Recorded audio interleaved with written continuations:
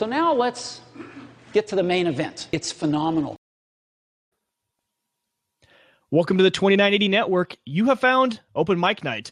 This is an Apple-focused show where we talk about everything Apple-related, whether it's news, new products, or anything that can at all relate to Apple. We're going to talk about it here. We have a lot of fun on the show. And like I said, this show is part of the 2980 Network. That's my network. But it is also part of the Geeks Network. The Geeks Network is a compilation of a ton of awesome, really cool podcasts. If you're at all into tech, no matter what you like with tech, whether it's Microsoft, Apple, absolutely anything, home servers, any of that, head on over to thegeeksnetwork.com. Our guest tonight, which I will introduce in a bit, his show is over there. Jim does a bunch of shows that all revolve around tech, and they're over there as well. So thegeeksnetwork.com, be sure to go over there and check that out.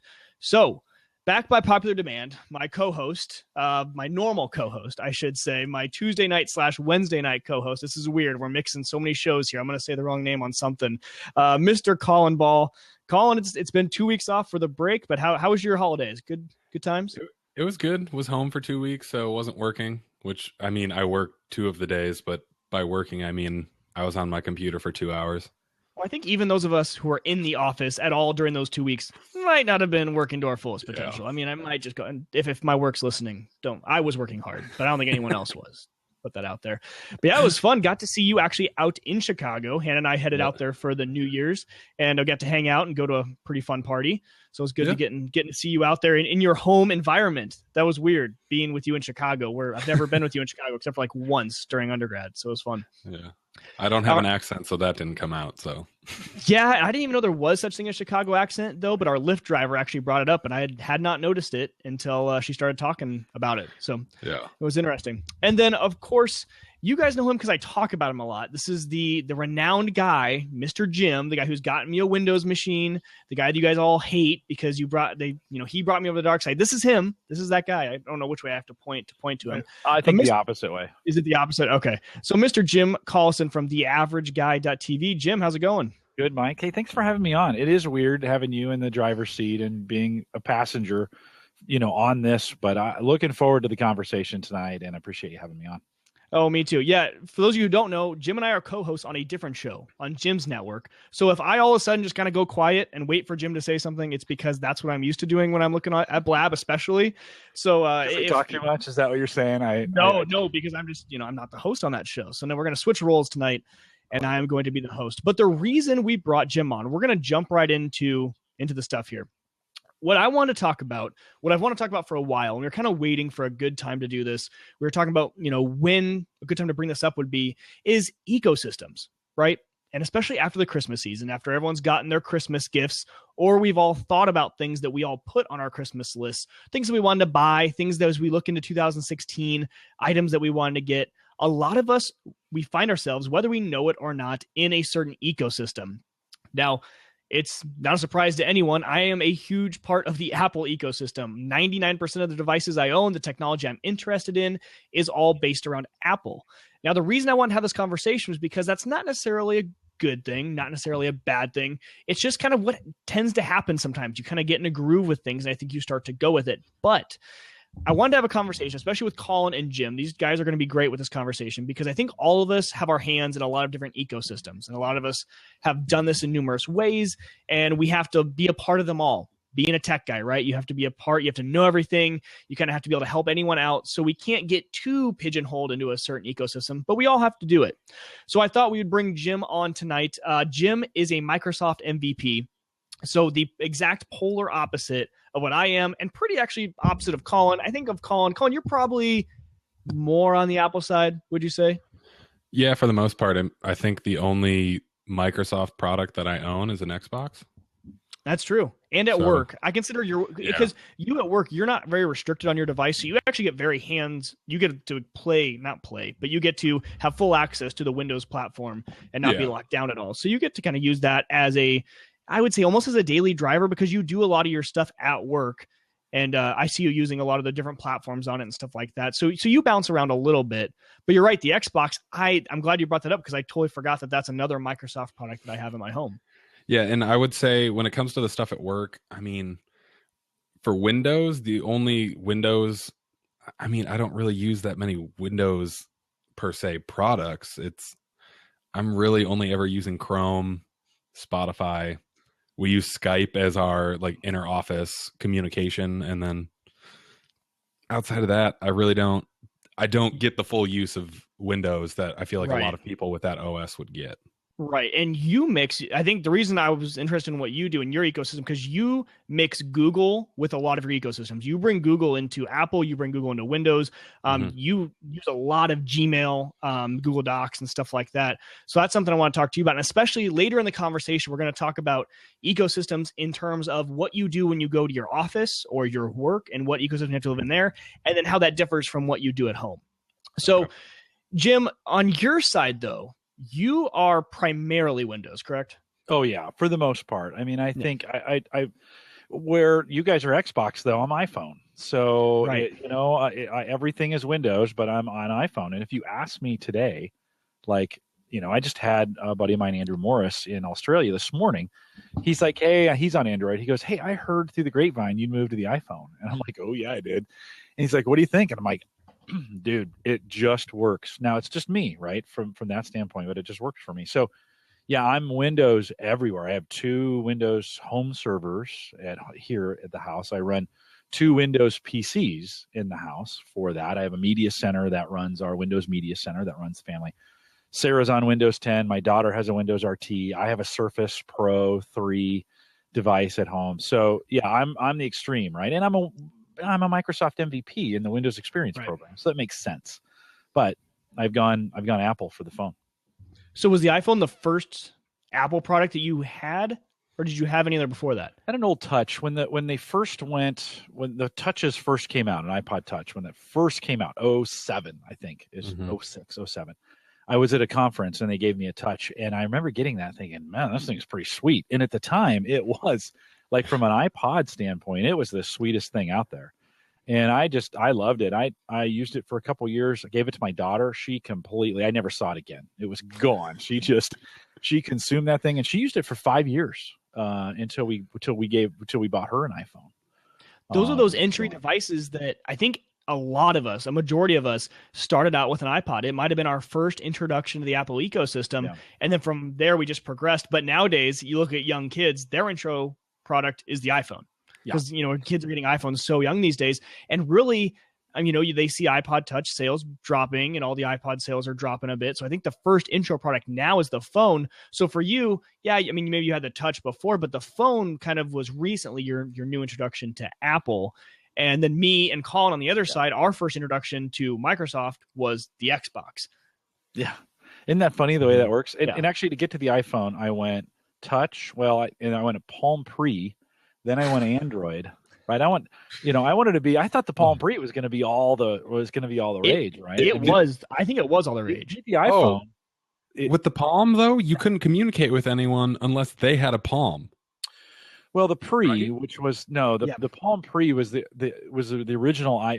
Before Apple announced the iPhone, the Pre was the iPhone of the day, right? And then it took them 18 months to get to market, and then the iPhone jumped in there, and it was game over, right? Yeah. So I went Palm Pre, and then I was a little bitter about that, and so I went to Android, and I suffered through. I'm just going to say it. I suffered through years of Android. The early versions weren't bad, but my Android phone was heating up to the temperature of the sun.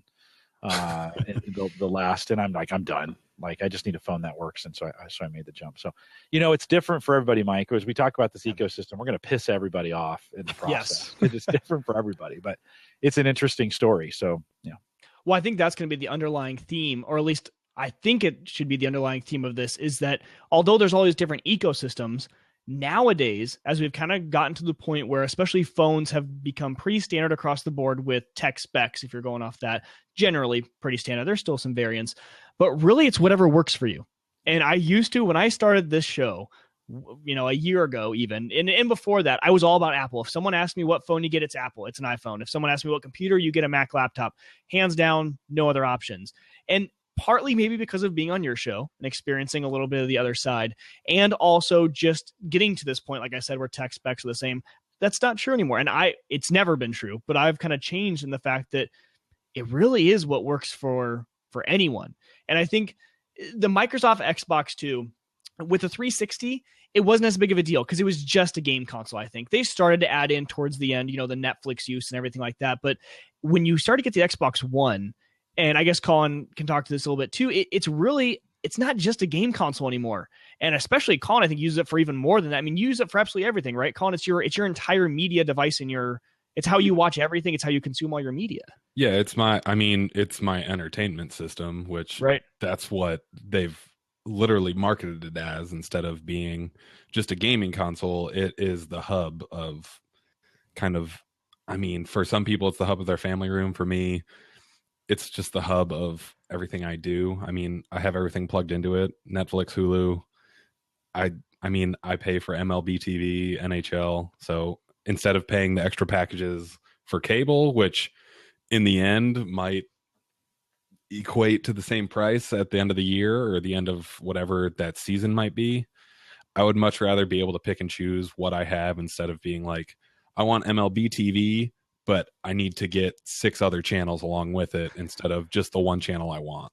You were with me when I went through that process. We wanted to watch one NFL game, and I ended up having to bump up my cable package. Okay, then now add on the sports package. I'm like, how much more am I paying for this one channel just to watch this one game? And then you always forget to turn it off. So I just 2 weeks ago at the end of the season went and turned it off, and I didn't even use it between now and then. So they really get you.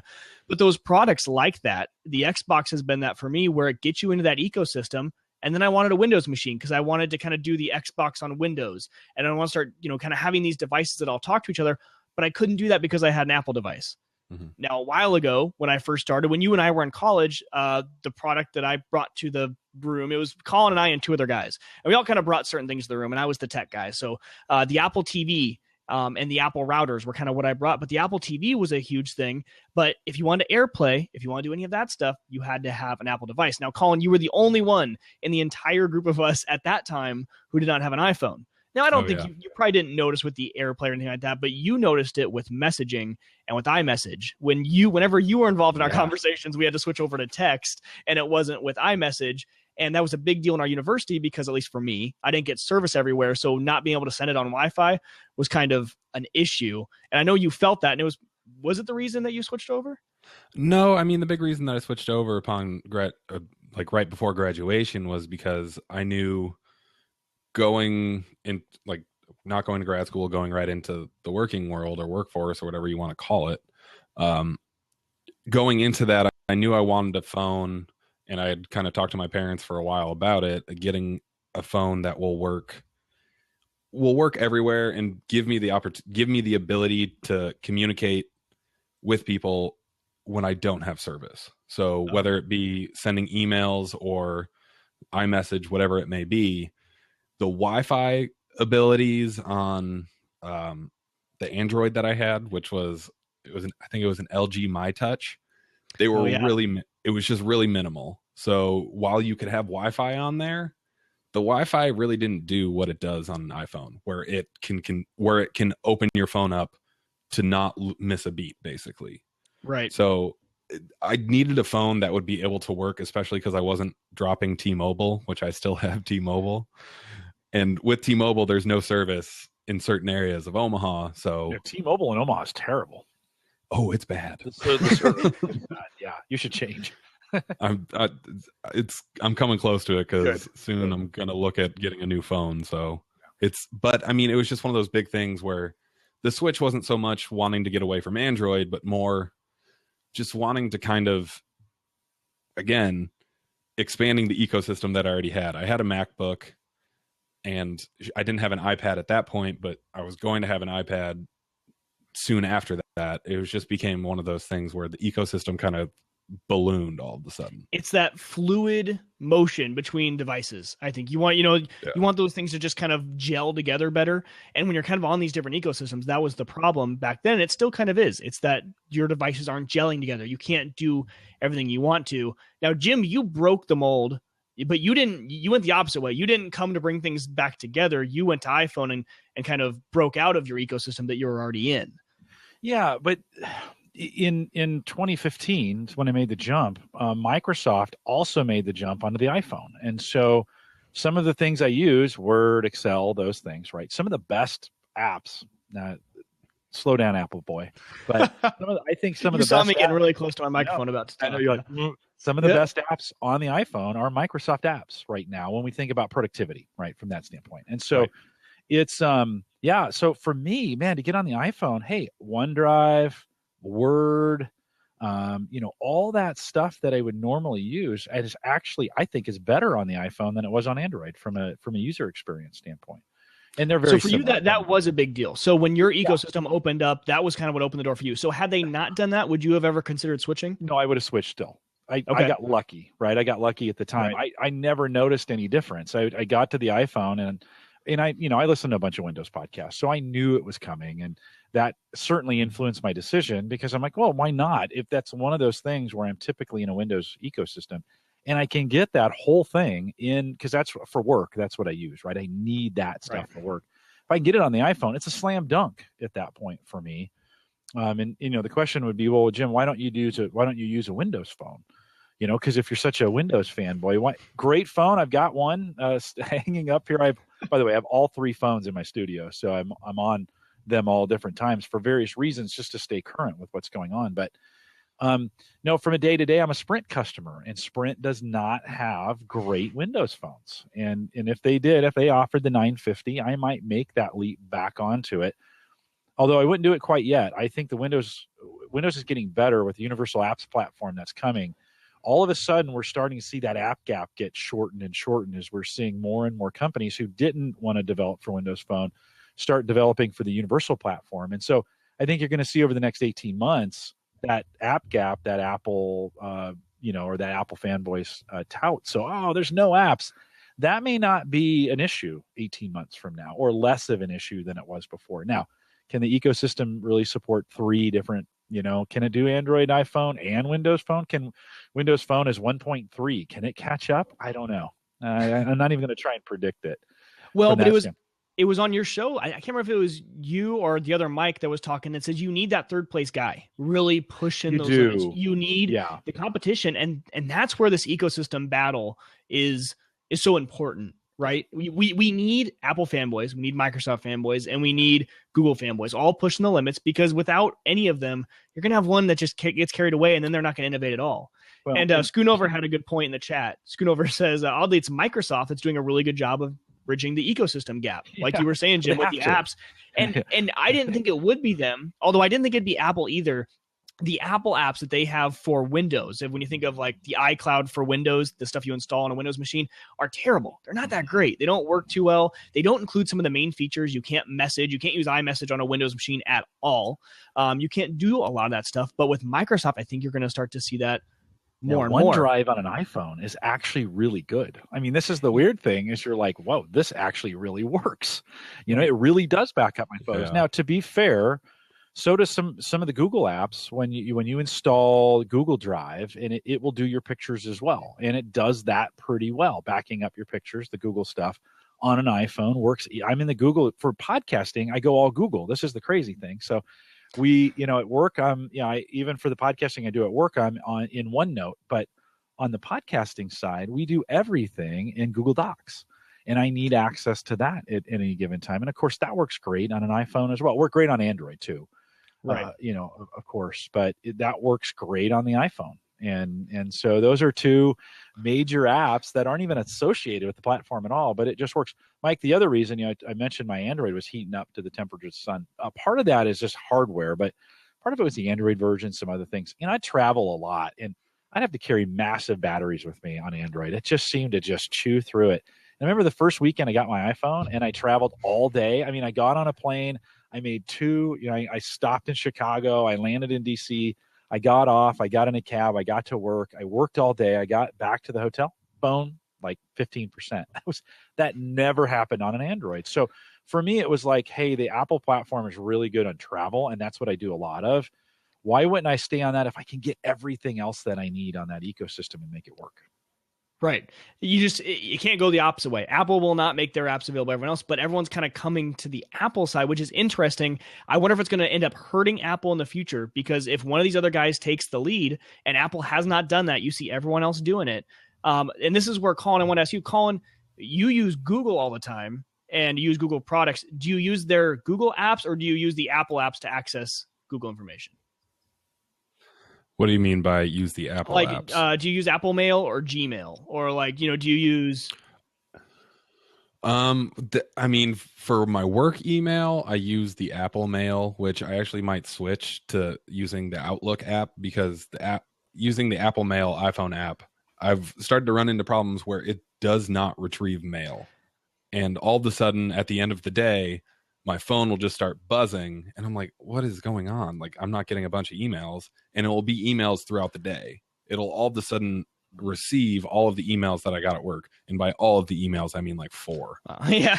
So yeah, a lot of email. But hey, those could be timely emails. And then for Gmail, do you use Inbox? Yeah, I use Inbox pretty much exclusively. Gmail now, it basically, as soon as you sign on, asks you to switch to Inbox, which, I mean, I don't find any difference. It takes a few more clicks to be able to delete. That's what I've been finding with it. It's a few too many clicks for me. Yeah, and you can't mark anything as read. You have to read the email, which it's really not that bothersome. Like, I click it, it opens, I swipe out of it, and then all of a sudden I just keep moving right on. Yeah, I need you to come over and for me, down with me on Inbox, because you texted me we were texting back and forth, I think, and you had mentioned something about Inbox, and I had never really even played with it, and because I thought it was the other one that just got shut down. You're like, oh no, they're different. Inbox is actually the Google product that they're trying to get everyone to switch to, which is interesting. Yeah. But see, and this is, again, the ecosystem battle, because I am in, we're talking about all these great apps that Google, that Microsoft bring over to the Apple phone. But for me, I got so used to being an Apple Mail, which admittingly is bad. It's a bad way to access Gmail. It doesn't work very well. You have to clear the caches a lot to get it to connect to the IMAP server.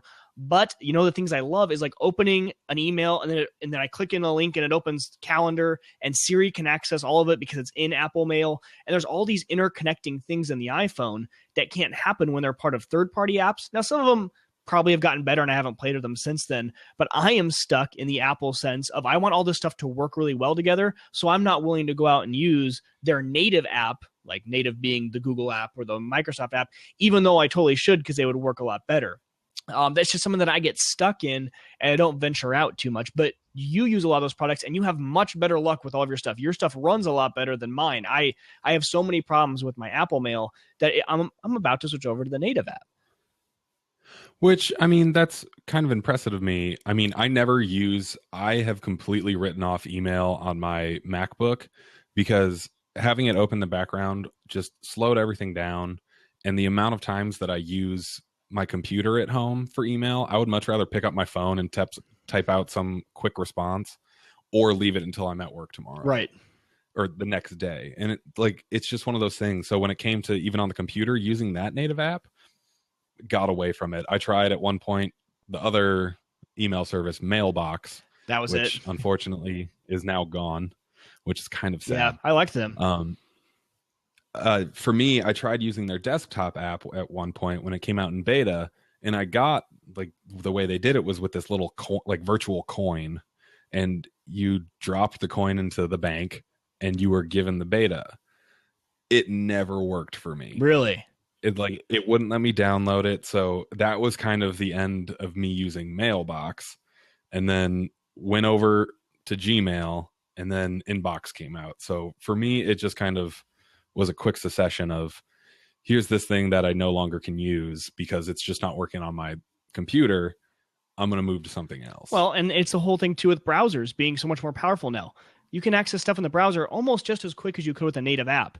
And I know for me, that's been a common thing of, I have mail, like I use Apple Mail on my iMac. I'm sitting in front of this computer a lot. And sometimes I'll still, because I'm already in Safari or Chrome, I'll just go up and click the Gmail link and just look at it there. I don't have to wait for things to download. I don't have to wait for certain things. And on the computer, for me, I don't have those interactions like I want on the phone. I don't want to click things quickly and have it populate my calendar and all of that on the computer. For some reason, that's just not natural for me where it is on the phone. So on the computer side, I'm all about the browser. I try to not download as many apps as I can. Twitter, I'm in the browser. Gmail, I'm in the browser. Jim, are you finding yourself using more or less apps on the computer side? Or oh no, apps are out. I think on the PC side, on the Windows side particularly. Now, again, your mileage may vary, but I think for a lot of people, apps are out and the browser works great, especially in Chrome. Right? This is the crazy thing. Right? The best app for Windows is Chrome. And same for Apple. Safari, it's Chrome. It's questionable. Now, Microsoft's making a comeback with Edge, and I think Edge is going to be a really good browser like 2 years from now. When they get everything added back into it. They're building it from scratch, and they got some, you get some advantage when you are when you rebuild things based on everybody else's mistakes. And we're starting to see HTML5 really mature, and so they're adding a ton of functionality with HTML5, and a lot of those standards are becoming kind of set, and WebRTC being one of them, which we're using here on Blab, and so it's an amazing experience. So no, I think most Windows users now are Chrome. Firefox is another one that gets quite a bit of traction on the Windows side. But yeah, no. In fact, what's interesting, you guys are talking about Apple Mail because you come from that Apple ecosystem. But if you come from the Windows side, you're talking about Outlook.com, and so you're using, or an Outlook. If you're coming from Outlook, you might even use that software. That might be a piece. But Microsoft's trying to build with Office 365. They're trying to build that Outlook experience into the browser, and the Outlook experience on the iPhone is actually pretty good. So when you're using Mail on the iPhone using Microsoft software, again, that's another piece of mail management that's pretty darn good. I don't even know, like the native stuff on iPhone, I put that all the native stuff for the iPhone, I put that all in a folder. I never look at it. I just texted Colin about it. Everyone has the Apple junk folder that you put all the stuff in that you don't use. Apple Maps, the tips reminder thing that no one uses. I had to find the FaceTime app the other day. I'm like, FaceTime, because I use Google Hangouts, right? Right. And so I'm like, FaceTime, and I used it, and I'm like, hey, this is actually pretty good. Like, I was, and I did a candidate interview with it. She was on iPhone. I'm like, maybe I ought to do this more often, using FaceTime, especially with another Apple user. But it was one of those things where I'm so used to being in the Hangout ecosystem that I would just naturally, and I should be using Skype, right? That would make the most sense for a Microsoft guy, but Skype on the iPhone, it's a little sketchy sometimes. Huge battery drain too. They have not figured out the battery drain issues. No, you leave it on and it just goes. They have not figured out that app on the iPhone. That's the problem. But so anyways, it's interesting what you start figuring out these ways. Peter had said, early on, and this is what's great about this ecosystem discussion, that what we're finding is we're finding what works best, right? And so we're getting to this point now where all three of these platforms really support all of the apps, and it's about like what works best for me, what makes me the most productive on this. And I think as I hear all three of us, we're quickly moving to the center, so to speak, of finding those things that work for us. The Apple Mail thing, Mike, I would never do it, but that's what you're used to. Yeah, well, it's what I'm used to, and especially once they had the all inbox thing where you can just throw all of them in there. And I know a lot of the other apps can do that. It got me into that ecosystem, and especially when I was syncing back and forth way long time ago with my computer, when you didn't have iCloud, you didn't have sync, you had to like plug your phone in and sync it all. It was just, it's the way I got into. But now I'm a browser guy on the computer, and especially, and we'll get into this conversation a little bit later about going to work. But at work, I can't download apps. I can't do any of that stuff, and I'm on a Windows machine, so it's all browser. If I want to access any of my personal email, it's all going to Gmail. That's where I just go, and that's what I got to do. But so, Colin, have you switched over to that Outlook app yet, or are you kind of just looking into it? I mean, I used it for a little bit. Maybe a year ago or so, like right around when Outlook, it was Outlook, not Office 365. It was the Outlook app. I started using it a little bit, but I got really tired of having to constantly click into, I had to click into 3 folders just to get to my regular inbox, and I only had one inbox I was trying to get to. So that frustrated me very quickly, where I was like, I'm done. Like, I'm going back to what works and what just shows me what I want right for away. You, right? In some settings, it's important. Like, I don't want a unified inbox. I have too much stuff going on, and if it gets unified, I'm screwed. Like, it would never work for me. But that's my workflow, and so I don't unify the inboxes at all. I could. I don't want to. I want to keep everything separate. I need to compartmentalize.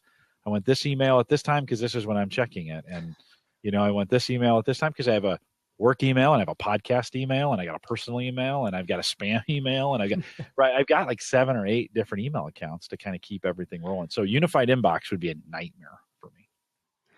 I guess when you receive about at most 10 emails in one day, right? You're like, one inbox works for no, me. Great. Again, for me, I get like 20 and I can delete 18 of them because they're spam. It's like 2 that I really maybe need to pay attention to. But I'm, again, one of those people that my work email cannot be done through Apple Mail. Our work email is really like locked down. I have to use a certain app. It's actually IBM Verse, which is actually really nice. I actually do like their new email client. So my work is naturally separated and I'm forced into one app for my work email, which is probably a good thing. It makes things a little bit easier. So then I know, hey, work, really important. Everything else in Apple Mail, you can kind of be a little careless about, and it's not that big of a deal. Besides maybe some school emails here and there, but not even really there. Those are all just announcements and stuff like that. But Mike, can you customize? Learn to Solo was asking, can you customize folders and inboxes in Mail on the iPhone? Yes. In the iPhone mailbox, you're talking about the native one, right? The native. I don't know on the iPhone if you can.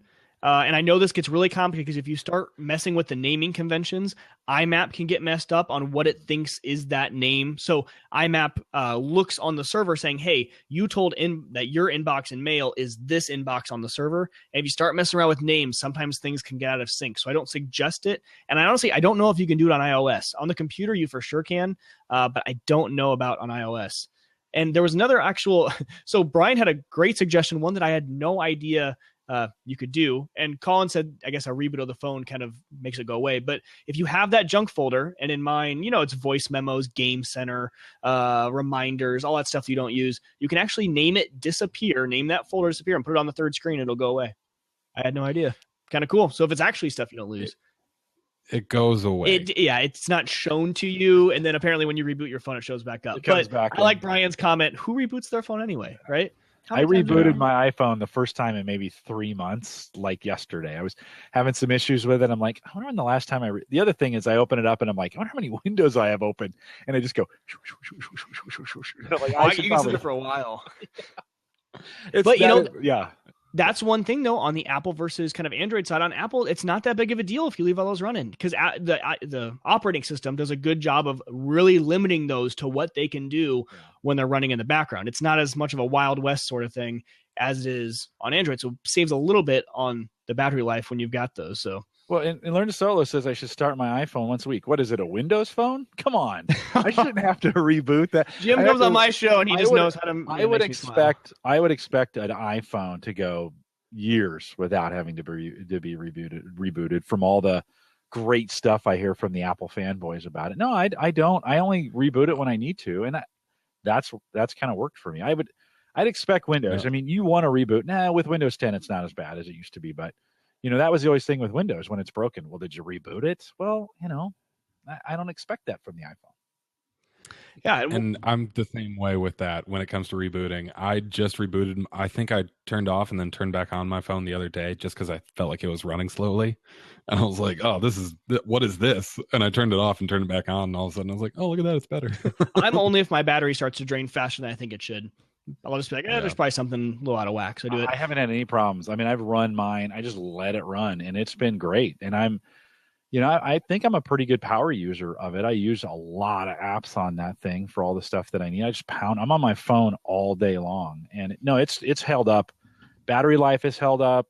I mean, when I travel, I've gone to putting even a travel battery case on it that I went with. I went with a Mophie case. I only use it when I travel. Oh man, game over. I can keep that iPhone running I can use it on a plane for, so a typical trip for me is maybe 5 hours on a plane, right? If I got to go to DC or I got to go to California, I can run it the whole way. I pair a Bluetooth keyboard with it. I'll do email because, I'll buy the Wi-Fi and I don't even open up my windows. I just use it on the phone, open the Bluetooth keyboard, use it like a laptop all day. It works great. So, and I don't even take my iPad anymore. I used to because of the bigger screen, but I'm same as you. That with the size of the screen now on the iPhone, that was always the biggest complaint, and it's still not as big as some of the Android phones, but it's gotten big enough that you can use it for that sort of thing and feel comfortable typing up a lengthy email, Colin, blogging even on the iPhone. I know you were into that for a little bit, just typing up quick blog post. Was that on the iPhone or was that was on your Mac? That the app you were thinking of was on the Mac? No, I mean, every now and then I'll use my phone. Like I don't use it as often anymore, but for a while I was really into using notes, and I would just sit there and type something out and then get onto my computer and transfer that into like a Word doc or something, mainly just to see how many words it was.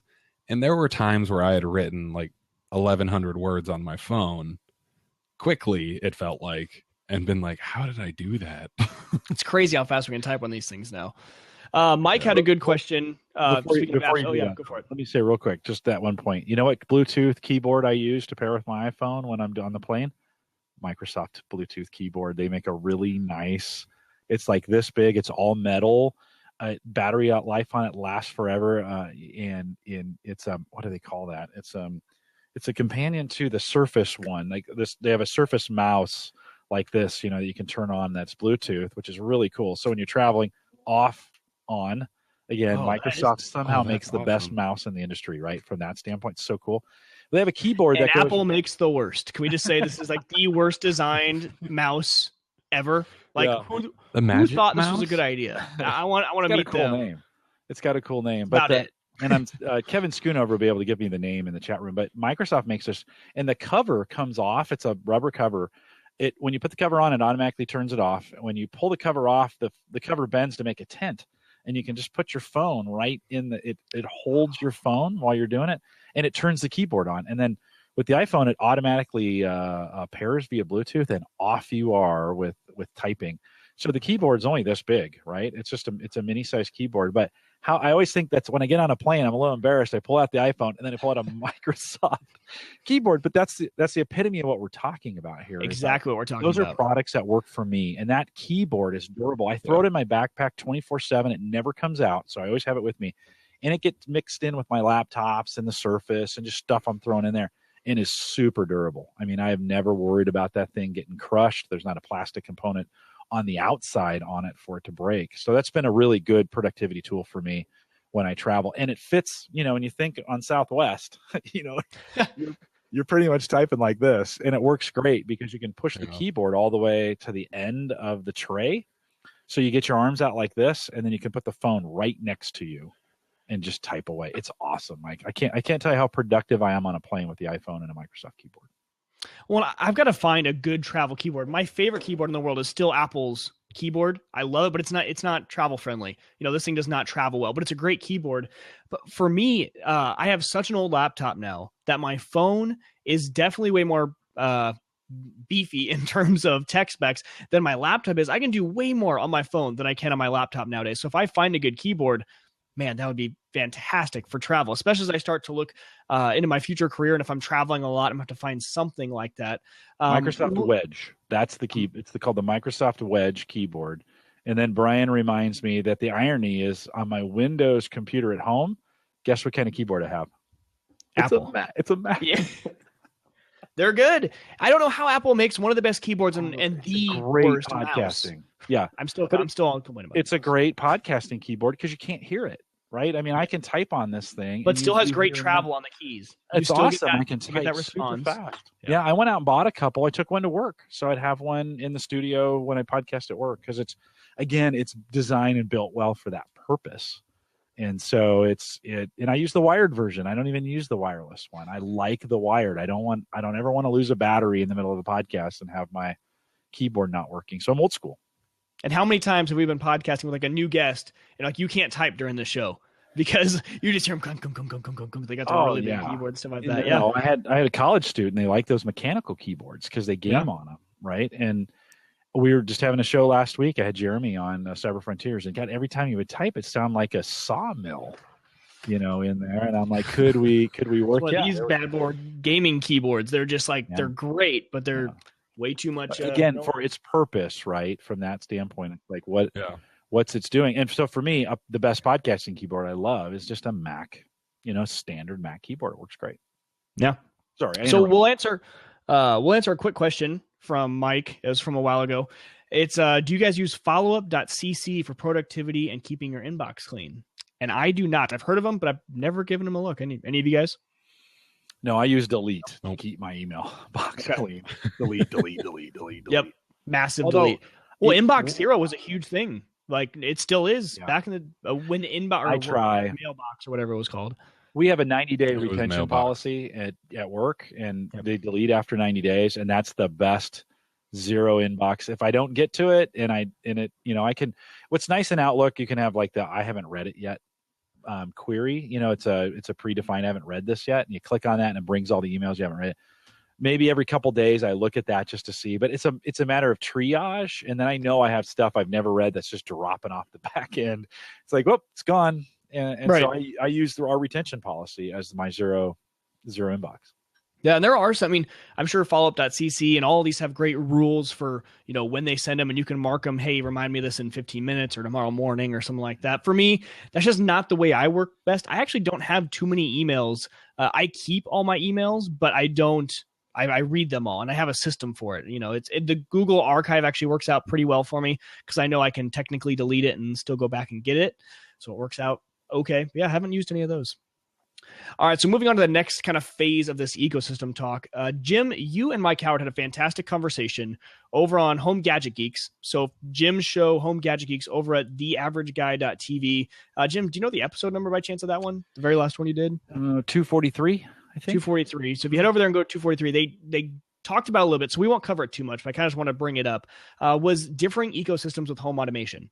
Right. So home automation is this brand new kind of, it's not brand new, but it's relatively new to the consumer market of all these companies vying for space in your living room or in your office, wherever you are. They want to be your lights. They want to be your thermostat. They want to be everything for you to make your home automated. But kind of the problem is there's not one solution for bringing all of this together yet. There are a few that work okay. Jim and I, of course, are huge Amazon Echo fans. We think that that's a great product, and it does work pretty well for a large amount of products. But man, this I think is going to be in 2016 is where the battle is going to be for the next ecosystem. What are we going to use? What brand is going to win out? There's so many options for phones, computers, all this sorts of stuff. And Mike, I think a lot of them we've never even heard of yet, right? This is the thing. Right. We know Philips, we know Wemo. There's some other ones that are vying for it, but there's a bunch out there. I mean, somebody mentioned CES in the pre-show. This is where CES is shining right now. I mean, if you're in home automation, there are a million new announcements coming out at CES about home automation. Now, you can't possibly keep up with them. You have no idea who's going to, which 2 or 3 are going to rise to the top. And everybody, this is the debate that's going on right now. I mean, this is the iPhone, Android, Windows Phone debate from 9 years ago. Nobody really knows. I think the battle is going to happen in the next couple of years, certainly with home automation, the Echo, some of those things coming on. Philips is coming on strong. I mean, they have committed some dollars and they have committed some advertising, and they got the name, right? I mean, these are guys, this is the traditional lighting company that's gotten into home automation. Lowe's has their own thing. Home Depot's kind of got their own thing going on with it. So we have no idea who's going to, who's picking sides on that. Nest may come out, and those guys, Google owns that now. Google may decide to put out its own bridge. This is the key, right? It's not the device, it's the bridge. That's the key, right? It's the thing these things connect to. Some companies may decide to just bypass the bridge completely and build that right into the Wi-Fi piece, and you just connect via Wi-Fi and an app. So that could come too and make bridges obsolete. Well, and this was where HomeKit, I had big hopes for HomeKit. I thought, okay, this is going to be one of those services that Apple offers that is going to bring all these devices in, and I can control it in one place. It doesn't matter what brand I get of lights, doesn't matter what brand I get of anything, it'll all connect to HomeKit. And man, what a major bust HomeKit has been with how slow it's run and everything like that. It's gone. I mean, when it comes to HomeKit, I do know someone who uses HomeKit in conjunction. Yes, that's the right word. In conjunction with Wink. Wink's another one. Which is another automation. So they've found a way to, again, bridge the two of those to work in their favor, where he can walk into his house and he says, "Hey Siri," doesn't say it to his phone, says it out loud, and it picks up, where he can say, "Turn something on, run something," and it will do that for him. Okay, so that's good to know, because I need to find someone who's using it successfully to kind of come on. That should be one of the guests I try and find Colin, maybe your person would want to come on. Absolutely. we're chasing a little bit of a ghost, I think, still at the moment, because we didn't even mention smart things, right? Kevin mentioned smart things. Tony mentioned, Lowe's is doing Iris. That's their own kind of setup for this, and so that ecosystem it's going to need to consolidate over the next 18 to 24 months for the average consumer to really get it. Now, you can buy an Echo, you could buy Philips lights, and you could light your house, and it's super easy, right? You get some, you get some strips and do some home security on your own. You can use if this then that to integrate some of these things together. You can buy a Nest thermostat and consolidate your thermostat in a smoke alarm, right? You can do some of those kind of things together, but still really, really fragmented. But I think we'll see in 24 months that'll shake out. Yeah, I mean, for me, it's like you said, in 24 months. For me, at 24, almost 25, I don't look at something where I wouldn't want to buy a smart home at this point. Like, I don't even know if I would want to put together a smart home, especially when no one has something that's set as a full home kit. Not trying to use HomeKit as the name here, but where you walk in and you don't have to use a Philips light, you don't have to use Amazon, you don't have to use Nest. You have one thing, and I'm sure maybe it is in 24 months where Google kind of goes all in. I mean, they have Dropcam, they have the security, they have they have the thermostat, and they have the wow, you just said it, smoke detector. Oh, the Nest stuff, yeah. The Nest Protect. Yeah. So from there, I honestly think Google would be the first one to be like, to kind of show their hand and be like, here's what we're going with. Or they buy some company that's trying to model after Philips's Hue. Is it Philips Hue? Yeah, is that Hue is the standard. Colin, though, history doesn't support that, though. Yeah. It doesn't support one standard winning, right? We name with the exception of VHS. There isn't a lot, especially in the last 20 years. There's not a lot of great examples. It'll have to be two, and there'll still be incompatibilities between them. We had Windows and Mac. We have Android and iPhone. So I just don't think, because though they can't consolidate, I don't think they consolidate fast enough for one to win, nor to back to our original point, nor do we want that, because that stifles innovation. So we do want some kind of tension in there. We want tension, but I think more towards Colin's point, we need one company that's big, popular, to come in where we get kind of this consumer like, oh, this one brand has a bunch of this stuff that I can kind of get started into this. Might be biased, but when I think of Apple being the intro into the personal computer, whereas Apple came in, it was kind of cool for everyone to have a computer. It was easy to use. It was kind of simple. Back in the day, it was cute, back then. And it kind of got people into this idea that maybe that's for me. We need something like that with home automation. Yeah. I think it's coming. It'll just be interesting, and we're all laughing because Brian puts out there, it isn't really going to get consolidated until porn gets involved, and that's totally true from that standpoint. But it'll be interesting. It will be interesting to see. And then I think what we're seeing what we talked about with phones. I think home automation is going to go through the same process where everything works on everything, and it's just a matter of what do you prefer, right? What's the degree of something? Yeah. So Philips will give in and will open their hub to other things, right? Smart Things will do some of those. There was another mention. Smart Things. Smart Things has got a big jump on some things, right? And they got some big money behind them. They'll consolidate, get money, but I think we'd love to see maybe 2 years from now, 2 or 3 hubs, interactive with everything, different functionality. They got to set themselves apart, right? They're a business. At the end of the day, they still have to sell things.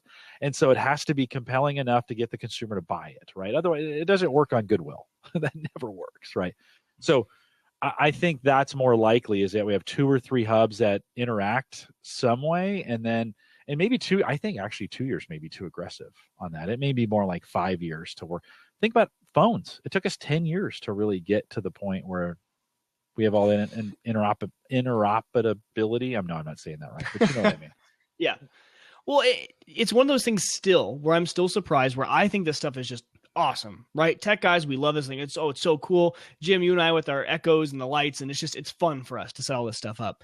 And as people come over to the apartment as just my friends who aren't real techie or anything like that. As they come over, it's like, oh, that's cool, but that's it. Not, oh, what brand is that? Where do I get those? How do I set this up? It's not something that the everyday consumer is interested in. It's still a geeky thing, I think. But Mike Hannah's all in on the Echo, right? She's in. Oh, all in. Yeah, but she's forced to be all in. She lives with me. She once she married me, there was no option not to. Home automation has a real wife acceptance factor chance when we talk about the geeky guys bringing it in more than anything, right? More than any of these other devices. I have seen that home acceptance go way faster. My daughter uses the Echo like it's part of the house, right? Alexa has become part of our life. We set timers by her. We do. This morning, we ran out of drinks for my daughter's lunch for school, and I said, "Hey," I told Sarah, "Hey, we need drinks." She goes, "Tell Alexa." Right? I mean, that was the like, tell Alexa, let her know. She's the keeper of the list, and so.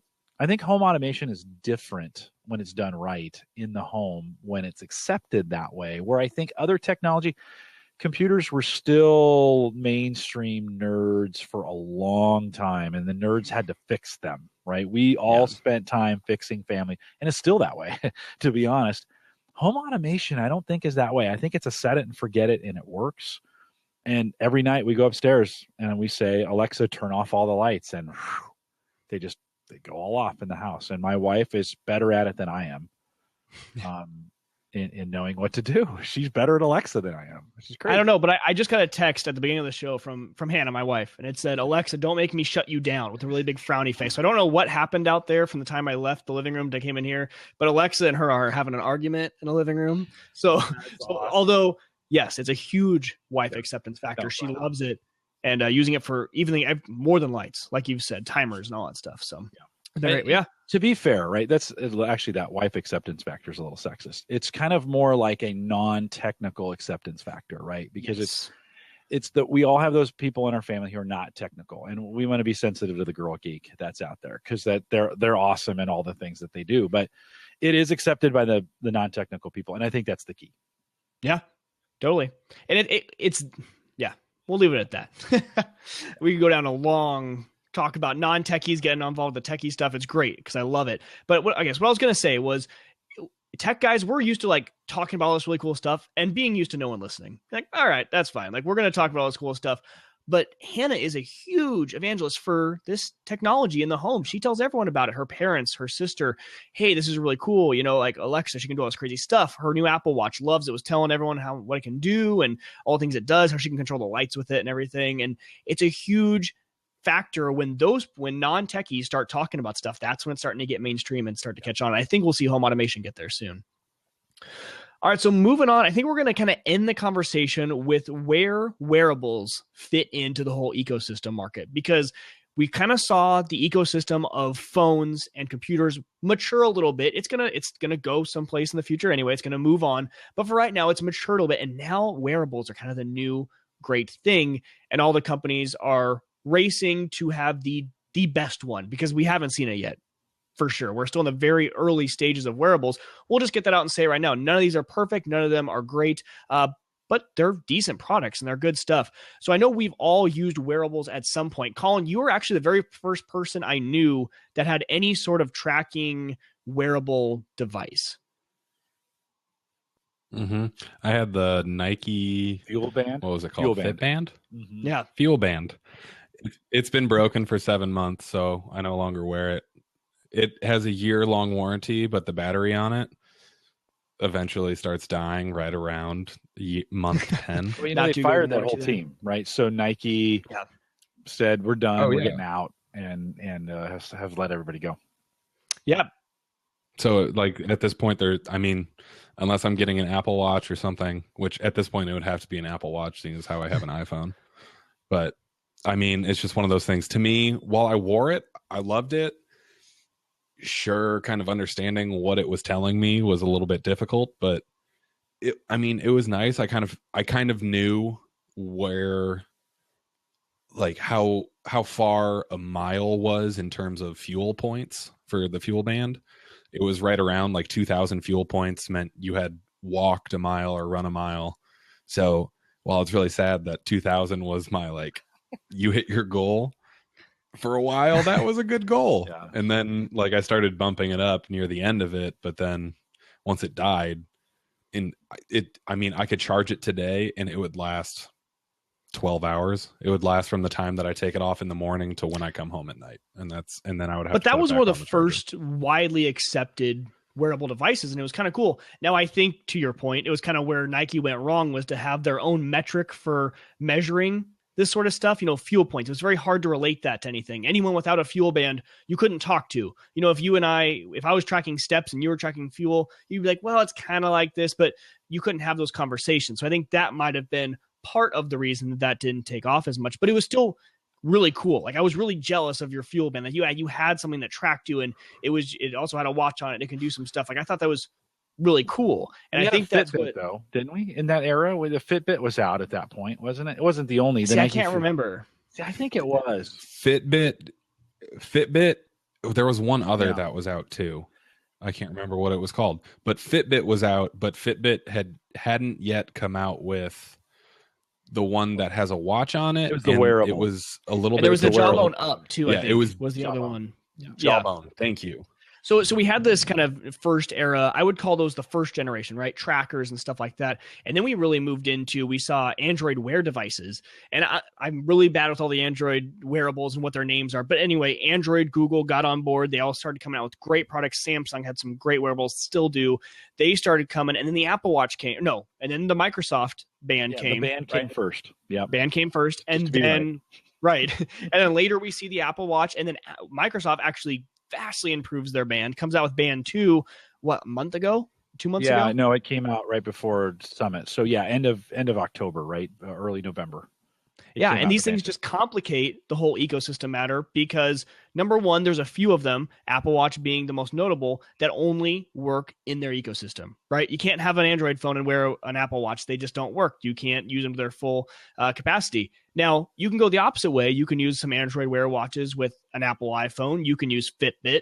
Jim, you're using the band, right, with the iPhone. How does it work well? Are there any limitations? It's another one of those things where the band is better on the iPhone. Now, this is maybe one place where it's not true. There's some additional functionality you get on the band with the Windows Phone that you don't get with the Android and the iPhone, but it works great across all those, that whole Windows, Android, and iPhone. It does great. Syncs to an app, and then that app goes to the Health Vault in Microsoft, part of your Microsoft account. So it's a pretty cool, and then you can tie that in with MyFitnessPal and some of those other, where if you were already tracking stuff on that would work. That would work pretty well. One of the cool things I like about is not the front of the watch, which is on this side, but on the back of the watch is a UV indicator. So if I'm out in the sun all day, I can check in and say, have I gotten too much sun? And it'll tell me my UV exposure over the time that I've been outside, which is when you think about it, skin cancer is a big deal. And so, that's a really, really helpful. The fitness stuff is great. And I use that and stairs and, all those things. But that UV idea has really gotten, and if you're in an area and you want to know what your UV exposure is right then, you can there's a setting, you can go boom and it says, hold your wrist out. And in 3 seconds, it'll tell you what your exposure will be.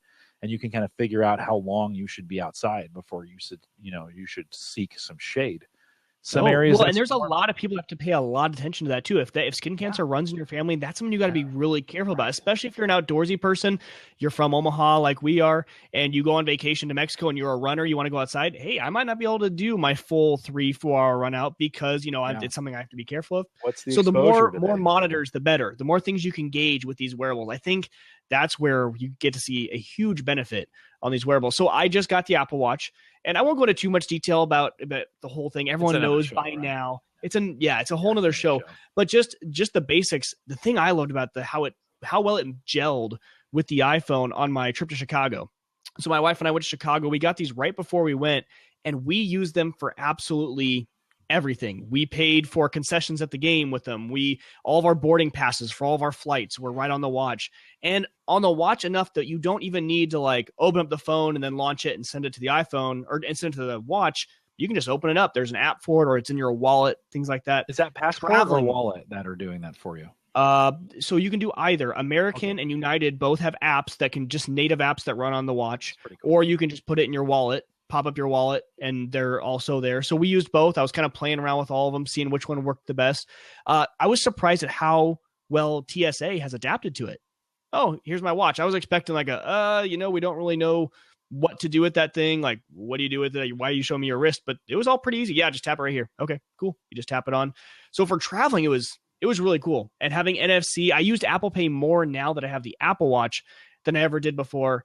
And then, of course, being in Chicago, a place where you walk a lot, being able to track the activity and things like that, I liked it. This is the first time I've ever had any sort of activity tracker. So Hannah and I were just kind of competing all day as we were walking and just seeing who could get the most activity. So, it's nothing that's no better or worse than a lot of other ones, but for me in the ecosystem, it's exactly what I needed. It fits perfectly. And you guys know, if you've listened to this show at all, I had the Fitbit and I was still am huge evangelist for the Fitbit. I think not Fitbit, Pebble.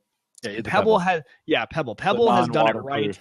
Yeah, the non-waterproof. I went through 4 of them, but hey, shout out to them. Their AMA process is amazing.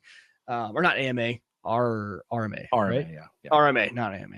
But Fitbit for that $70 intro was a great product for me to learn, hey, am I going to like watches? Do I like notifications on my wrist? Is it something I'm even going to use?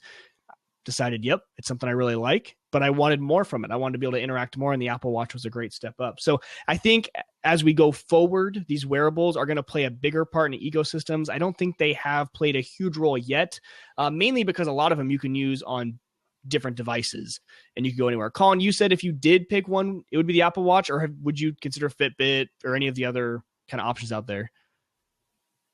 No, I'd probably get the only thing holding it back for me, this was a gift, but there's still a price difference, right? So for, $350 is really the intro to the Apple Watch. And if you're a guy, really it's $400. You're going to want the 42 millimeter, the bigger size.